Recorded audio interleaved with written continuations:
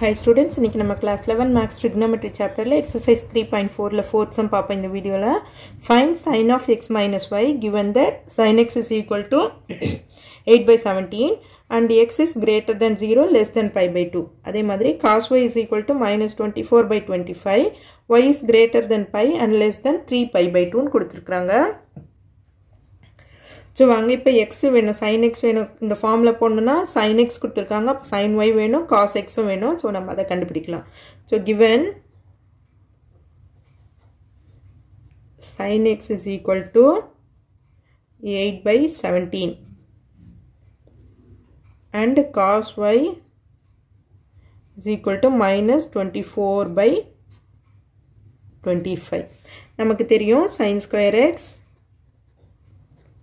plus cos square x is equal to 1. இப்போ cos square x தான் வேணும் இல்லையா cos square x is equal to 1 minus sin square x. இப்போ cos square x is equal to 1 minus sin square x னா இதை வந்து square பண்ணி போட்டுருவோம். ஸ்கொயர் பண்ணி போட்டோம்னா 8 8s are 64 by 289. So LCM பண்ணோம்னா 289 minus 64 by 289. So இதை பண்ணும்போது 225 by 289. இப்போ cos x வேணும்னா cos x is equal to plus or minus root of 225 by 289. That is equal to plus or minus 225 now 15 by 17. இப்போ என்ன கொடுத்திருக்காங்க given x is greater than 0 less than pi by 2 கொடுத்திருக்காங்க இல்லையா so x lies in first quadrant.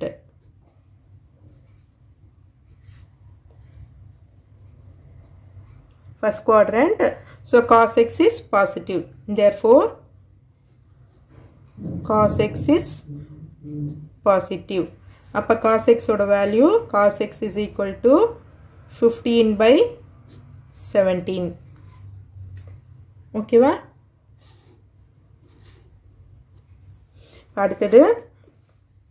அடுத்த value பார்க்கலாம் cos y இங்கேயும் அதே மாதிரி sin square y plus cos square y is equal to 1. அப்போ sin square y is equal to 1 minus cos square y. இப்போ 1 minus cos square y பண்ணணும் இல்லையா 24 square பண்ணி போட்டோம்னா நமக்கு வந்து 576 divided by 625 25 இல்லையா அப்ப 625 so minusல இருக்கு நம்ம ஸ்கொயர் பண்ணும்போது பிளஸ் ஆ தான் ஆயிடும் அப்ப 625 LCM பண்ணோம்னா இங்க 625 minus 576 divided by 625 so இத மைனஸ் பண்ணோம்னா நமக்கு 49 கிடைக்குது 49 by 625 இது sin square y இப்ப sin y வேணும்னா நமக்கு என்ன வேணும்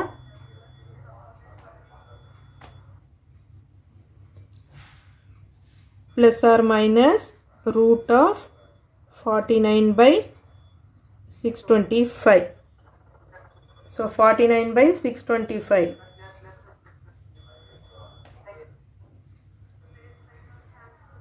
அப்ப sin y இது so sin y is equal to plus or minus 7 by 25 இங்க என்ன கொடுத்திருக்காங்க given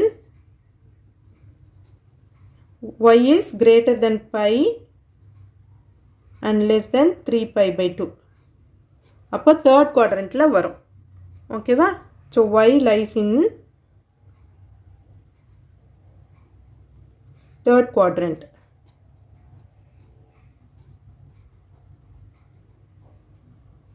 அப்போ y is sin y இல்லையா third quadrantல sin y எப்படி வரும் நமக்கு sin y is negative in third quadrant therefore sin y is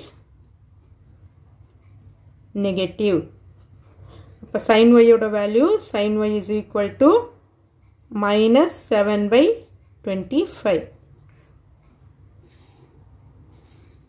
இப்போ நம்ம எல்லா வேல்யூஸையும் எடுத்து எழுதிடுவோம் ஓகேவா sin x எவ்வளவு sin x is equal to 8/17 அடுத்தது sin y is equal to minus 7/25 அதே மாதிரி cos x is equal to 15/17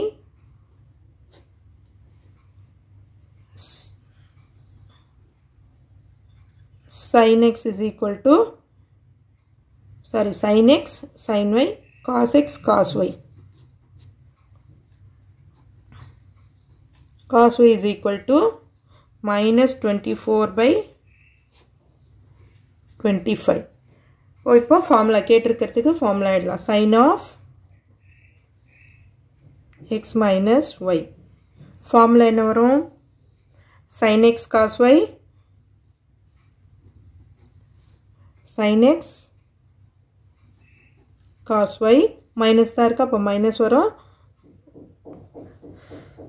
cos x sin y அந்தந்த வேல்யூஸை நம்ம இப்போ எடுத்து போட வேண்டியதுதான் sin x is equal to 8/17 into cos y minus 24/25 அதே மாதிரி minus cos x ஓட வேல்யூ 15/17 into sin y ஓட வேல்யூ minus 7/25 simplify பண்ணுவோம்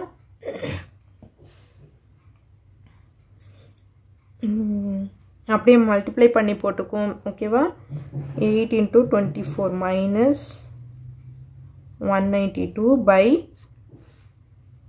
425 இது ரெண்டுத்தையும் மல்டிப்ளை பண்ணோம்னா 425 அதே மாதிரி இங்க மைனஸ் இன்டு மைனஸ் பிளஸ் ஆயிடும் பிளஸ் 15 into 7 பண்ணும்போது 105 கீழே 425 ஸோ இது ரெண்டுத்தையும் ஆட் பண்ணோம்னா கீழே டினாமினேட்டர் சேமாக தான் இருக்கு இல்லையா 425